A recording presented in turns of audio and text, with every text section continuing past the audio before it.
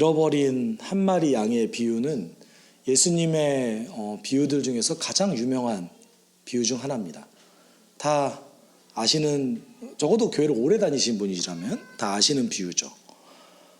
그렇지만 이 비유는 사실 표면적으로 들여다 봤을 때의 그 원래 의미를 온전히 찾아가는 것이 사실 쉽지 않습니다. 물론 예수님은 비유를 이해를 쉽게 하시기 위해서 또는 설득하시기 위해서 비유를 많이 드셨어요. 그런데 오늘날을 살아가는 우리 입장에서는 비유가 더 어려워졌어요. 왜냐하면 그때의 시대 상황을 잘 모르기 때문에 그런 거죠. 오늘도 마찬가지입니다. 잃은 한 마리의 양 그리고 하나의 드라크마 동전에 대한 이 비유가 도대체 어떻게 이 바리새파 사람들과 율법학자들의 질문에 대답하는 예수 그리스도의 대답이 될 수 있을까? 그리고 그 대답이 어떻게 그들을 아무 소리도 못하게 입을 막을 수 있었을까? 이것이 이제 우리의 포인트인 거죠. 그렇기 때문에 이것을 단편적으로만 받아들인다면 온전히 그 속에서 강조되고 있는 그 강조점을 우리가 놓치기가 쉽습니다. 특별히 잃은 한 마리의 양에 대한 비유는 우리가 보통 전도를 강조할 때 많이 쓰였던 그런 비유죠. 근데 물론 그렇게 우리가 해석할 수도 있지만 사실 강조점은 거기에 있지 않습니다. 그렇다면 우리가 오늘 함께 나누면서 그 강조점이 무엇일까 의미를 한번 찾아가는 시간이 좀 되었으면 좋겠습니다. 우리 지난주 본문 속에서 제자의 길에 대해서 예수께서 설명하셨어요. 예수께 나아가고 예수를 따라가는 삶이 제자의 삶이죠. 그래서 맨 마지막 구절, 맨 마지막 단어를 예수께서 뭐라고 쓰셨는지 혹시 기억나시는 분 계십니까? 요 정도 기억하시면 제가 이제 상품 하나 드려야 되는데 맨 마지막 구절 어떤 말을 하셨을까요? 예수님이 자주 쓰시는 말을 또 하셨어요. 들을 귀가 있는 사람은 들어라. 맨 마지막에 뭐라고 하셨어요? 야, 제자가 되는 거는 나한테 나아오는 거야. 근데 나한테 나아올 때는 삶의 우선순위가 내가 먼저가 돼야 돼. 너희 가족보다 내가 더 우선이 돼야 돼. 두 번째는 뭐였어요? 나를 따라가는 거야. 나를 따라가는 건데 그것은 십자가 지고 따라가는 거야. 십자가 지고 따라간다는 것은 내가 지배하는 삶, 내가 주인 되는 삶을 사는 거야. 여태까지 너가 주인 되는 삶을 살았지만 이제부터는 너의 삶의 주인은 나야. 이 말씀을 하시고 나서 마지막에 뭐라고 하셨어요? 들을 귀 있는 자는 들어라. 이 말은 니들 마음대로 해. 듣던지 말던지. 어떻게 보면 이렇게 받아들일 수도 있잖아요. 근데 중요한 거는요. 14장 마지막 절. 여러분 우리가 장절이 구분되어 있지만 원래 성경은 장절이 없다라는 거 아시죠? 원래 성경은 장절이 없습니다. 그러니까 쭉 이어지는 이야기인 거죠. 원래는 장절은 어떤 필요에 의해서 만들어진 거예요. 그런데 들을 귀가 있는 사람은 들어라 라고 했더니 모여든 사람이 누구였어요? 오늘 1절이었어요. 그러니까 유대 지도자들과 말씀 교육을 많이 받았던 그런 유대교의 엘리트들이 예수께 나왔던 것이 아니라 들을 귀가 있는 자는 들어라 라고 했더니 누가 나왔어요? 세리들과 죄인들이 예수께 나왔다는 것이죠. 누가는 의도적으로 이렇게 배치함으로 해서 어떤 역설을 보여주고 있어요. 그래서 1절에 세리들과 죄인들이 하나님의 말씀을 갈망한 그 사건들에 대해서 이렇게 얘기하고 있죠. 세리들과 죄인들이 모두 예수의 말씀을 들으려고 그에게 가까이 몰려들었다. 정말 모두 왔을까요? 그 지역에 있는 사람이 모두 왔다. 뭐 그럴 수도 있겠죠. 근데 보통은 이것이 이제 확인할 방법이 없으니까 과장법에 많이 들어가죠. 많이 왔다라는 뜻이죠. 정말 많이 왔다. 문자 그대로 받아들여도 모두 왔다고 하더라도 많지 않겠어요? 그런데 이 15장 1절이 조금 특별합니다. 왜 특별하냐면 그 전까지는 세리들과 죄인들을 예수님께서 직접 찾아가서서 만나시던가 아니면 어떤 특별한 이유를 가진 사람이 몰래 예수님께 나와서 이렇게 뭔가를 했어요. 예를 들어서 유출병을 갖고 있었던 12년 동안 유출병을 앓고 있었던 한 여인이 예수님을 몰래 이렇게 만지죠. 그리고 죄인이라고 불렸던 한 여인이 그곳에 몰래 숨어들었다가 어떤 틈을 봐서 예수님께 와서 향유를 깨트리고 발을 적시죠. 세리였던 마태, 오늘 누가복음에서는 레위라고 얘기하죠. 이 세리였던 레위는 어떻게 예수님을 만나게 됩니까? 예수님이 직접 찾아가십니다. 근데 오늘 본문은 뭐라고 얘기해요? 이제 예수께서 세리들과 그리고 죄인이라고 불리는 사람들을 차별하시지 않는구나라는 소문이 들리자마자 그 사람들이 예수께 본격적으로 나오기 시작합니다. 오늘 1절만 봐도 많이 몰려든 것 같아요. 그리고 가까이 왔어요. 이제 대놓고 예수님께 나오는 거죠. 어떤 전환점을 보여주고 있습니다. 그리고 그 누구보다 세리들과 죄인이라고 불렸던 사람들이 하나님의 말씀에 대해서 갈망했다라는 것을 우리는 알 수 있습니다. 그렇다면 여러분, 우리가 죄인들 그러면은 보통 좀 굉장히 부정적인 이미지 아닙니까? 그렇죠? 그런데 그러면 어떻게 보면 1절에서 등장하는 이 세리들과 죄인들은 이 깨어진 세상의 가장 큰 피해자들이기도 합니다. 유대교 사람들은 이 세리들과 죄인들을 굉장히 하찮게 여기고 차별하고 그들은 하나님과 동떨어진 사람이라고 여겼어요. 그 1세기 문헌에 대해서 가장 깊이 연구한 학자 중에 하나였던 E.P. 샌더스 같은 경우는 이 죄인들의 목록에 대해서 뭐라고 얘기했냐면, 유대인들이 생활 속에서 율법을 지킬 수 없는 종류의 사람들을 전부 다 죄인으로 묶어놨다라고 얘기하고 있습니다. 예를 들어서 그 사람의 환경이 어떻든 뭐 가난해서 어쩔 수 없이 그 직업을 선택했던 말든 상관없이 그 생활 속에서 율법을 온전히 잘 지키지 못하면 그것은 죄인의 목록에 들어가게 되는 거죠. 근데 여러분, 그 유대인 율법 중에서 부정하게 되는 것들을 만진다든지 뭐 이럴 수밖에 없는 상황이 벌어지잖아요. 그렇죠? 그런데 사회가 필요로 해서 그 직업을 가질 수밖에 없는 사람들이 있어요. 예를 들어서 그 사회가 필요한 것들 뭐가 있죠? 의사가 아주 대표적인 얘기죠. 그런데 유대인들은 죄인들의 목록 가운데 의사를 집어넣었어요. 왜냐하면 부정한 것을 계속 만졌기 때문에. 또는 우리로 따지면 장의사도 포함될 수 있겠죠. 왜냐하면 시체를 만지면 부정하게 되잖아요. 그런데 그 사람 직업 자체가 시체를 만지는 거잖아요. 그렇죠? 이렇듯이 사회가 만들어낼 수밖에 없었던 직업인데 그 사람을 어떻게 얘기한 거예요? 죄인들의 목록에 집어넣은 거예요. 그러면서 그 사람은 하나님과의 관계에서 떨어진 사람들. 여러분, 이런 식으로 봤을 때, 또는 과부도 마찬가지입니다. 과부 같은 경우는 너무 먹고 살기 힘들어서 결국은 이제 자신의 몸을 파는 지경에까지 이르는 과부들이 당시 시대에 굉장히 많이 있었습니다. 그런데 그러면 그런 종류의 사람들은 유대인들이 온전히 사회 속에서 제대로 돌보지 않았기 때문에 발생된 피해자들입니까? 아니면은 죄인들인 겁니까? 세리도 마찬가지예요. 여러분, 유대 사회를 착취하는 로마의 권력자들과 그다음에 그 권력자들과 야합하는 유대교 정치적 지도자들, 특별히 대제사장들인데요. 그들이 더 잘못된 겁니까? 아니면 세리가 더 잘못했습니까? 그런데 사실 착취하는 권력자가 더 나쁜 건데 그 모든 욕을 다 누가 먹고 있는 거예요? 세리들이 먹고 있는 거예요.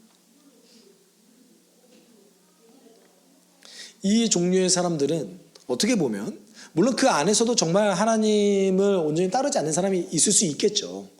그렇지만 대부분 가난하고 척박한 환경 속에서 온전히 율법을 지키지 못할 수밖에 없는 환경을 살아가는 사람들이었습니다. 예를 들어서 당시에 성전세가 성전을 들어갈 때 내는 세금이 2세겔이었어요. 2세겔이 어느 정도냐면 대략 16일 정도의 일용직 노동자의 임금에 해당됐습니다. 하루 벌어서 하루 먹고 사는 사람들 성전을 어떻게 들어갈까요? 간신히 1년 동안 모아가지고 하루 성전에 들어가서 제사 드리고 오는 거예요. 6월절에.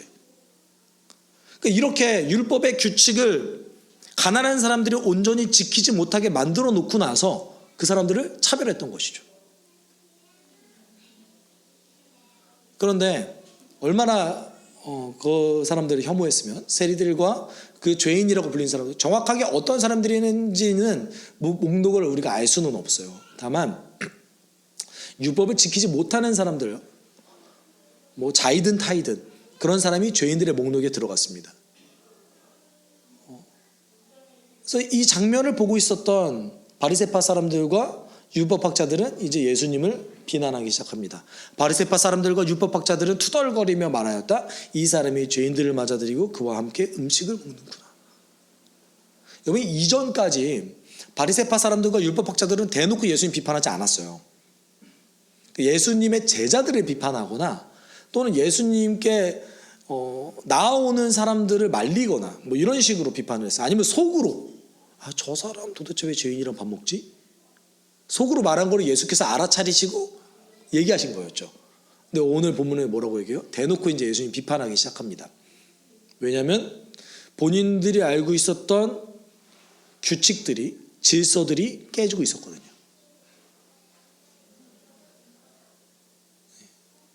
본인들이 알고 있었던 그 규칙들과 질서들이 깨지고 있었어요. 절대로 이 죄인들과 세리들은 하나님의 말씀을 들으면 안 되는 사람들이었습니다. 유대인들은 어떻게 생각했냐면 이 죄인들에게 말씀을 가르치는 사람조차 어떻게 된다? 부정하게 된다 라고 생각했어요. 그래서 굉장히 유명한 랍비였던 이스마엘이라는 랍비가 이렇게 얘기했어요. 악한 사람과 가까이 지내지 마라. 심지어 그를 율법 근처에도 어떻게 하라? 데려오지 말라. 유대인들이 이렇게 생각했습니다. 그 당시 유대 문헌에는 이런 글귀가 있어요.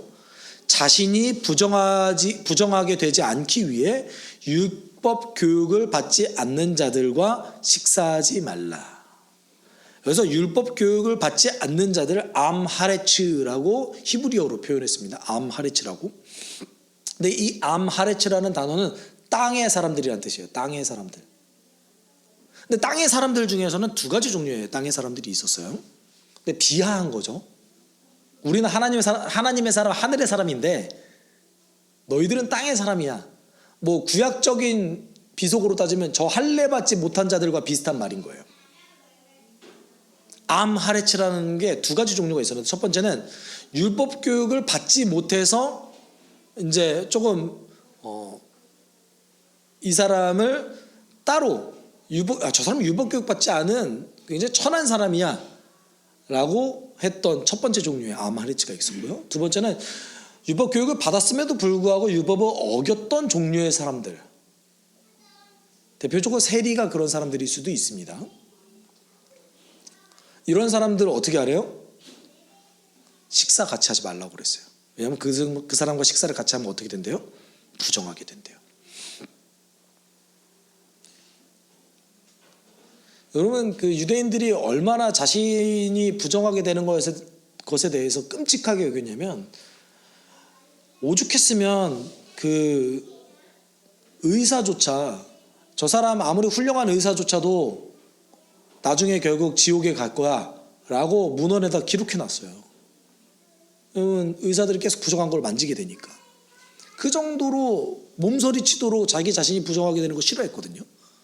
예수님의 행동을 보면 어떻게 된 거예요? 그 세리들과 죄인들과 식사하고 있는 예수님의 모습을 보면서 아니 어떻게 하나님으로부터 부름받았다는 선지자가 어떻게 저 사람들과 식사를 같이 할 수 있지? 이렇게 얘기한 거죠. 그래서 2절의 비판은 예수님은 선지자가 아닐 거야 라는 어떤 신분에 대한 의심이기도 합니다. 많은 사람들이 예수님의 엘리야라고 생각했어요. 그리고 적어도 능력 있는 하나님의 선지자라고 생각했지만 이 바리새인과 율법학자들은 예수님 그런 사람이 아닐 거야. 왜냐하면 저 봐봐, 율법을 어기잖아. 이런 이제 바리새파 사람들과 율법학자들의 비난에 대해서 예수님은 이제 비유로 설명하시기 시작합니다. 우리가 이 배경을 반드시 알고 넘어가야 됩니다. 오늘 이 비유는 바리새파 사람들과 율법학자들의 비난에 반박하는 비유예요. 비유를 총 세 가지를 드렸죠. 첫 번째는 잃어버린 어린 양, 두 번째는 잃어버린 한 드라크마 비유고, 세 번째는 돌아온 탕자 비유죠. 오늘은 그 중에 이제 두 가지 비유를 먼저 살펴볼 겁니다. 첫 번째, 예수께서 이렇게 비유하셨어요. 너희 가운데서 어떤 사람이 양 100마리를 가지고 있는데 그 가운데서 한 마리를 잃으면 99마리를 들에 두고 그 잃은 양을 찾을 때까지 찾아다니지 않겠느냐. 여기서 이제 보통 문법적으로는 수사 의문문이라고 해서 모두가 yes라고 대답할 것을 전제하시고 질문하신 거예요. 적어도 목자라면 무조건 이렇게 행동할 것이다 라는 것을 전제하시고 이렇게 얘기하신 거예요. 그렇다면 제가 이제 이 본문을 신학을 처음 공부하고 이 본문을 처음 받았어요. 그럼 99마리는? 라고 생각했습니다. 여러분도 혹시 그렇게 생각하시나요?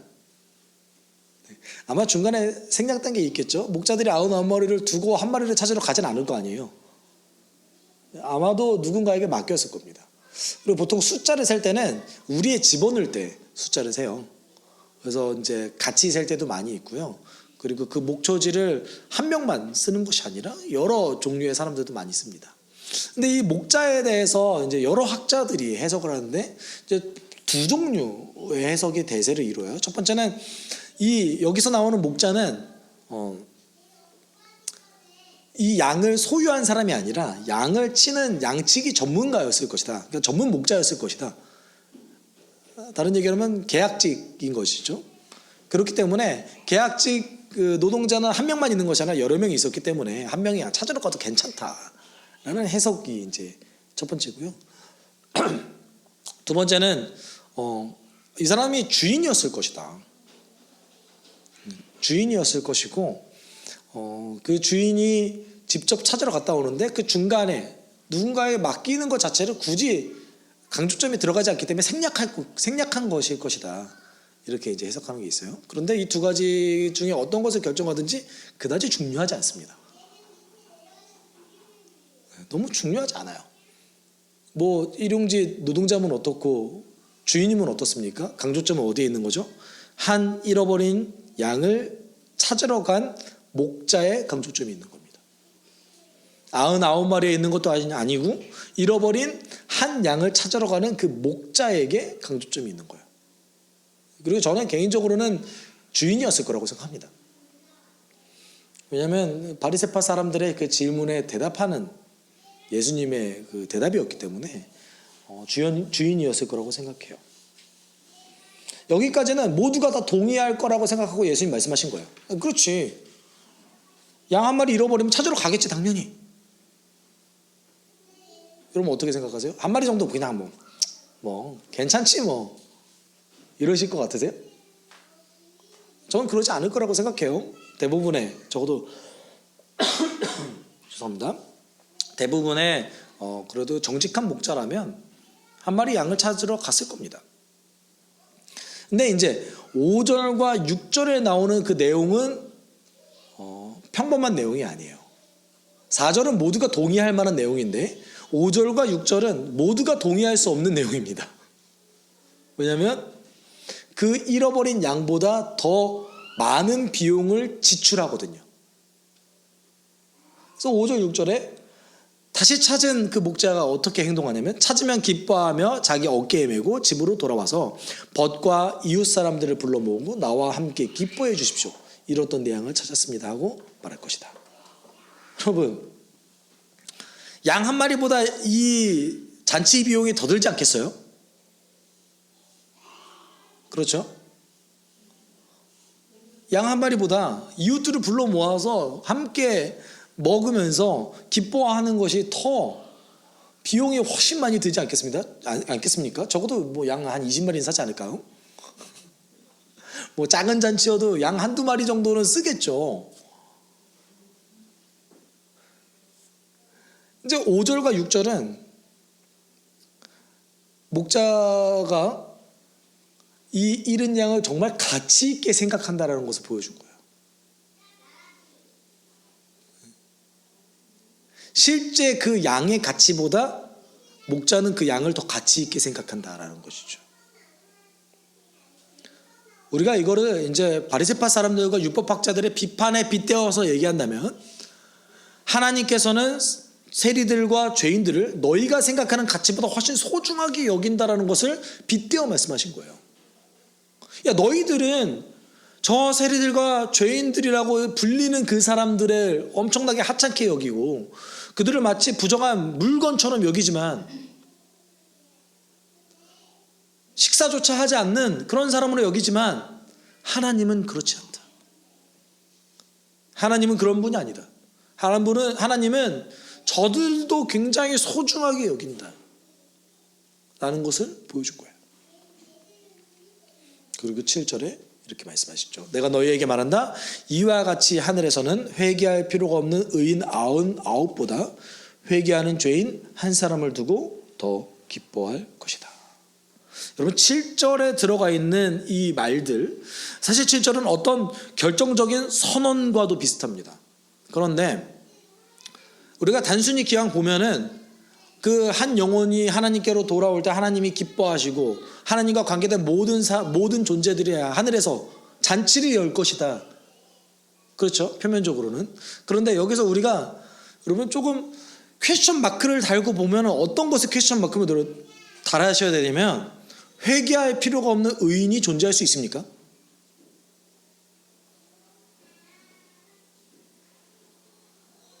보통 우리가 이 잃은 양에 대한 비유를 해석할 때 이 99마리를 누구에 빗대냐면 교회 지금 다니고 있는 사람에 빗대요. 그렇죠? 오늘 근데 7절에 뭐라고 얘기합니까? 회개할 필요가 없는 99마리 그보다 회개하는 죄인 한 사람을 두고 더 기뻐한대요. 하나님께서 99마리보다 한 잃은 양을 더 기뻐한대요. 뭔가 좀 이상하지 않아요? 그럼 우리 이거는 좀 더 뒤에 결론부에 한번 더 다루도록 하겠습니다. 그리고 이제 예수님은 한 가지 더 비유를 드시죠. 어떤 여자에게 드라크마 연립이 있는데 그가 그 가운데서 하나를 잃으면 등불을 켜고 온 집안을 쓰며 그것을 찾을 때까지 샅샅이 뒤지지 않겠느냐? 여러분, 등불을 켰어요. 이따가 지금 밤일까요? 낮일까요? 밤일 수도 있고 낮일 수도 있습니다. 왜냐하면 집에 창문이 없으면 깜깜하니까요. 그래서 좀 가난한 사람의 집은 창문이 없었어요. 창문이 있으면 난방을 더 해야 되잖아요. 그러니까 가난한 사람 입장에서는 창을 많이 둘수록 부자예요. 그 시대에서는. 그래서 어떤 성경학자들은 이 드라크마라는 동전이 데나리온과 동일한 단위입니다. 그래서 일용직 노동자의 하루 임금에 해당돼요. 세겔로 따지면 4분의 1 세겔 정도 되거든요. 그 정도 되기 때문에 이 정도도 가난한 사람들에게 매우 소중하기 때문에 엄청 열심히 찾았다. 이게 첫 번째 논리고요. 두 번째 논리는 이 드라크마 10개를 묶어서 머리 장식물로 했던 그 결혼 지참금 중에 하나가 있습니다. 그래서 결혼을 할 때 우리 같은 결혼 반지 같은 거죠. 결혼 반지 같은 거로 그 드라크마 10개를 엮어가지고 그것을 머리 장식물로 만들었어요. 여인 입장에서 이 드라크마 하나를 잃어버린 것은 그냥 드라크마 한 동전을 잃어버린 것이 아니라 결혼 반지를 잃어버린 것과 동일하다. 이렇게 이제 해석하는 입장도 있습니다. 알 수 없어요. 어떤 것이 정확하다 알 수는 없지만 어떤 기록이 있기 때문에 이렇게 얘기한 거겠죠. 적어도 중요한 것은 무엇입니까? 여인에게 이 드라크마 한 동전은 일용직 노동자의 그 동전 하나의 가치보다 더 큰 가치를 가지고 있다. 이것이 중요한 겁니다. 이 여인에게 드라크마 하나의 동전은 매우 소중하다.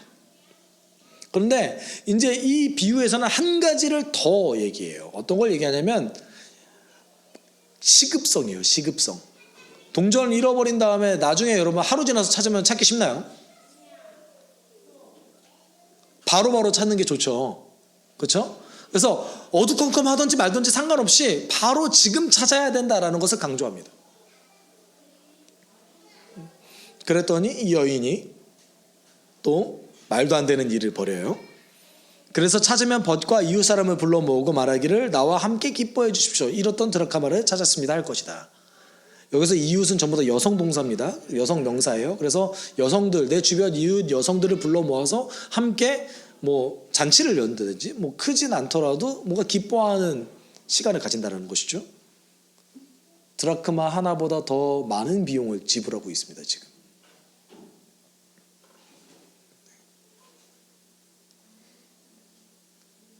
이와 같이 10절에 이렇게 얘기하죠. 내가 너희에게 말한다. 이와 같이 회개하는 죄인 한 사람을 두고 하나님의 천사들이 기뻐할 것이다. 하나님의 천사들이 기뻐한다고 얘기했지만 역시 하나님과 관계된 모든 존재들이 하늘에서 기뻐할 것이다 라고 우리는 받아들여야겠죠.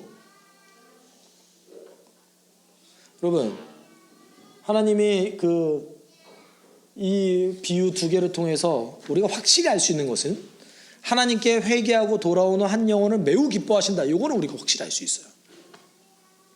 누구나 다 알 수 있습니다.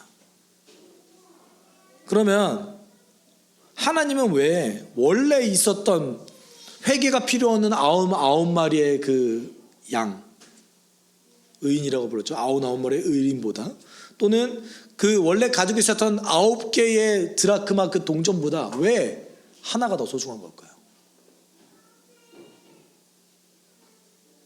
우리가 정량적으로 비교해보면 말이 안 되잖아요. 그렇죠? 말이 안 돼요. 말이 안 돼요. 그렇기 때문에 우리는 예수님의 말씀 속에 숨어있는 속뜻을 조금 살펴봐야 됩니다. 예수님은 의인을 그냥 의인이라고 부른 게 아니세요. 지금 보면 오늘 이 본문은 누가복음 5장 31절 32절의 확대 해석판입니다. 우리 같이 읽어볼까요? 시작. 예수께서 그들에게 대답하셨다. 건강한 사람에게는 의사가 필요하지 않으나 병든 사람에게는 필요하다. 나는 의인을 부르러 온 것이 아니라 죄인을 불러서 회개시키러 왔다. 여기서 얘기하는 회개가 필요 없는 아홉 명의 의인은 사실 의인이 아닌 거죠. 본인이 의인이라고 생각하는 거짓 의인인 겁니다. 나를 필요 없다고 얘기하는 사람들, 회개가 필요 없다고 얘기하는 사람들, 스스로가 의인이라고 얘기하는 사람들은 내가 필요 없을 뿐더러 내가 그를 구원하러 오지도 않았다. 나는 누구를 불러 회개시키러 왔다? 죄인을 불러서 회개시키러 왔다. 여러분, 잃어버린 한 동전, 잃어버린 한 양은 교회 밖에 있는 사람이 아니라 우리예요. 우리예요. 여러분 생각해 보세요. 하나님은 이 땅의 모든 것을 소유하고 계신 분입니다. 아멘? 하나님이 이 땅의 모든 것을 소유하고 계셔요. 그러면 교회 밖에 사는 사람들은 하나님의 것이 아닙니까? 그들의 인생도 원래는 누구 거예요? 하나님의 거예요. 그들의 인생도 하나님의 거예요. 그런데 하나님은 뭘 더 기뻐하신 거예요? 돌아온 한 영혼을 더 기뻐한다고 얘기한 거죠. 세상의 수많은 사람의 인생보다 본인이 죄인이라고 인식해서 하나님께 방향성을 돌려서 회개한 한 영혼을 기뻐하신다. 오늘 비유는 그거 얘기하는 겁니다. 바리새인에게 그렇게 하죠. 야, 너희들 스스로 의인이라고 생각하잖아. 너희들 정말 하나님 필요해? 너희들 정말 내가 필요해? 너 지금 한 행동 봐봐. 너희들이 돌보지 못했던, 그래서 지금 피폐해져 가고 있는 저 영혼들을 내가 돌보고 있는데 너희들 지금 뭐 하고 있어? 나 비난하고 있잖아. 어떻게든 나의 권위를 깎아내리려고 하고 있잖아. 하나님은 너희들보다, 너희들이 죄인이라고 얘기하고 차별하고 배척하지만 너희들에게 그렇게 몹쓸 짓을 많이 했지만 나에게 나오는 이 영혼들이 난 훨씬 더 소중해. 에스겔 34장에 보면 타락한 목자에 대한 하나님의 심판에 대해서 이야기를 합니다. 근데 거기에서 뭐라고 얘기하냐면, 너희들이 돌보지 않았기 때문에 그들이 굶주리고, 너희들이 돌보지 않았기 때문에 저들이 저렇게 피폐해져 가고 있다. 나는 너희들에게 있는 권한을 뺏어서 이제 내가 직접 목자가 될 것이다. 에스겔 34장 그렇게 얘기하거든요. 예수께서 직접 오심으로 그들의 목자가 되셨죠. 그동안 우리는 이 본문을 보면서 뭐라고 생각했습니까? 우리는 99마리 양이고 이제 잃어버린 양들을 향해서 우리가 나가야 돼. 우리 전도해야 돼. 하나님 그거 너무나 기뻐하셔. 여러분 이거 잘못된 해석이에요. 어떤 게 좋은 해석이에요? 내가 한 마리의 양인 거죠. 내가 하나님께 돌아왔을 때, 내가 회개했을 때, 내가 나의 삶의 방향성을 돌려서 하나님께로 다시 다가왔을 때 하나님 그만큼 기뻐하셨다라는 비유입니다. 그렇지만 동시에 복음 정도를 강조하고 있는 본문이기도 해요. 여러분 오늘 이 본문을 통해서 우리는 두 가지의 결단을 해야 됩니다. 두 가지의 결단인 거죠. 첫 번째는 여러분 중에 혹시 아직도 하나님을 주인으로 모시지 않고 진실되게 내 삶이 하나님이 내 삶의 주인이 되길 원하지 않으신 분이라면 오늘 하나님께로 돌아오기를 결단하셔야 됩니다. 그것을 하나님께서 기뻐하시고 계시기 때문입니다. 혹시라도 여러분의 삶이 현재 하나님과 좀 멀어진 삶이라면 다시 재언신하셔야 됩니다. 하나님이 그것을 기뻐하십니다. 그래서 사도 바울은 그 그리스도인의 삶에 대해서 이렇게 표현했죠. 누구든지 그리스도 안에 있으면 그는 새로운 피조물입니다. 옛것은 지나갔습니다. 보십시오. 새 것이 되었습니다. 여러분 완전히 새 것이 되십시오. 우리가 100% 내 삶을 하나님의 주인이라고 얘기하면서 100% 살아갈 수 없어요, 여러분. 그렇지만 하나님 뭘 보시냐면 여러분의 마음의 중심을 보세요. 내가 진실되게 그렇게 살기 원합니다. 그걸 보시는 거예요. 이 비유를 들으면 여러분 이걸 결단하셔야 되는 겁니다. 내가 그 잃은 한 영혼, 하나님이 기뻐하시는 그 한 영혼이 되어서 회개하고 다시 하나님께 나아갑니다. 그리고 두 번째 결단은 무엇입니까? 내가 당신께서 그렇게 기뻐하시는 그 일에 동참하기를 소망합니다. 그동안 우리는 복음 전도를 의식적으로 피해왔을 수도 있습니다. 어쩌면 복음 전도를 목회자의 일이라고 치부했을 수도 있습니다. 그런데 여러분 하나님께서 가장 기뻐하시는 일을 거부하는 그리스도인이라면 어찌 그것이 정상적인 그리스도인이 될 수 있겠습니까?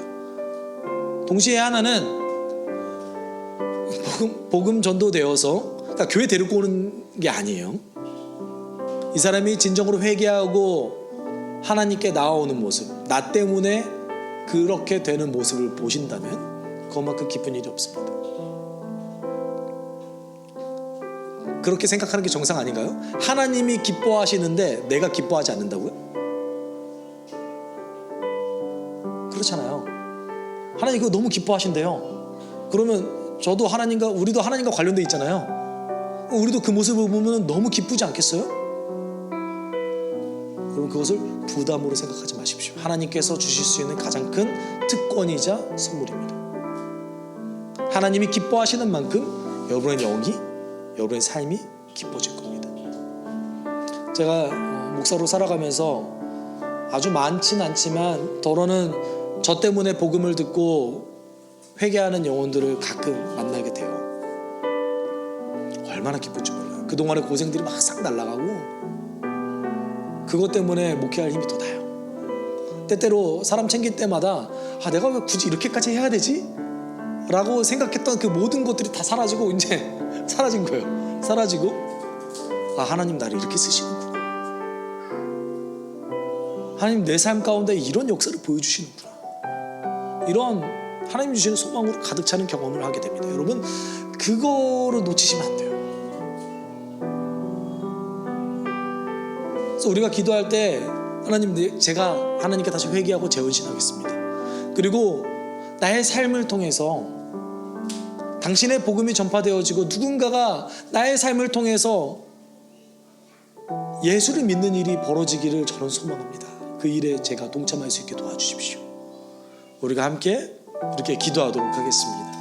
사랑이 많으신 하나님 아버지 감사합니다. 하나님 우리가 다시 재헌신합니다. 하나님 우리가 주님 앞에 다시 재헌신하고 혹시 하나님을 주인으로 온전히 섬기지 못하고 결단하지 못하는 영혼들이 있다면 하나님 지금 이 순간에 결단하고 하나님께 나아올 수 있는 그런 역사들이 일어나게 도와주십시오. 하나님, 잃어버린 어린 양을 다시 찾았을 때 하나님께서 얼마나 기뻐하시는지 우리는 오늘 함께 나눴습니다. 내가 하나님께 나아갔을 때 하나님 얼마나 기뻐하시는지 하나님 우리는 함께 나눴습니다. 동시에 우리가 그 사역에 동참하기를 결단합니다. 하나님, 그것이 나와 동떨어진 것이 아니라 나의 삶을 통해서 누군가 예수 믿는 삶 이론이 일어나길, 내 주변에 괜찮은 사람이 있고 하나님, 내가 최선을 다해서 그들을 섬기고 복음을 전할 기회를 기체할 수 있는 하나님, 그 사역에 동참할 수 있는 하나님의 은혜를 구하고 성령님을 인도하시고 구할 수 있는 내가 될 수 있게 도와주십시오. 그리하여서 하나님이 기뻐하신 만큼 저도 그 기뻐할 수 있는 체험을 할 수 있게 도와주십시오. 새로운 차원으로서 우리가 나아가길 소원합니다. 우리 영적인 부모가 되어서 하나님 하나님의 복음을 누군가에게 전수하고 하나님 그 누군가에게 신앙의 본을 보일 수 있는 영적 부모로 성장해 나아갈 수 있는 우리 수교회 성도들 한 영혼 한 영혼 될 수 있게 도와주십시오. 하나님이 기뻐하시는 그 어린 양 내가 되어 하나님 더욱더 성장하여서 하나님이 기뻐하시는 일에 내가 함께 동참할 수 있는 그런 내가 될 수 있게 도와주십시오. 우리가 함께 복음을 정말 소중하게 여기고 누군가에게 정말 그것을 전할 수 있는 간절한 기회를 찾을 수 있게 도와주십시오. 그것이 얼마나 소중하고 그것이 내 삶의 선교 살아가는 내 삶의 자세. 주님, 우리를 그렇게 부르셨사오니 내 삶에서 오늘부터 오늘까지 내 삶 속에서 그것을 행할 수 있는 힘과 능력을 주십시오. 그리고 그것을 행할 수 있도록 우리에게 주님 예배 때마다 점점 더 온전해지는 역사들이 일어날 수 있게 주님 도와주시옵소서. 주님, 언제나 감사합니다. 사랑이 많으신 하나님 아버지, 우리가 주님 앞에 온전케 되어서 내 주변에 믿지 않는 영혼들을 온전히 섬길 수 있는, 그리하여서 하나님께서 원하시는 때에 준비된 때에 담대하게 복음을 전할 수 있는 우리 되게 주님 인도하여 주시옵소서. 그 기쁨을 알아가길 소망합니다. 그 놀라운 기쁨을 체험하길 소망합니다. 하나님, 우리의 삶을 인도하여 주셔서 제자로서의 삶과 복음 전도자로서의 삶을 살아나갈 수 있는 힘과 능력을 지금 허락하여 주시옵소서. 모든 것 감사드리며 거룩하신 예수 그리스도의 이름으로 기도드립니다. 아멘. 주 예수 그리스도의 은혜와 하나님의 사랑과 성령의 교통하심이 예수 그리스도의 제자 되어 한 영혼을 찾아 나서기를 함께 동역하기 원하는 숲속교회 성도들 위해 함께 있을지어다. 아멘.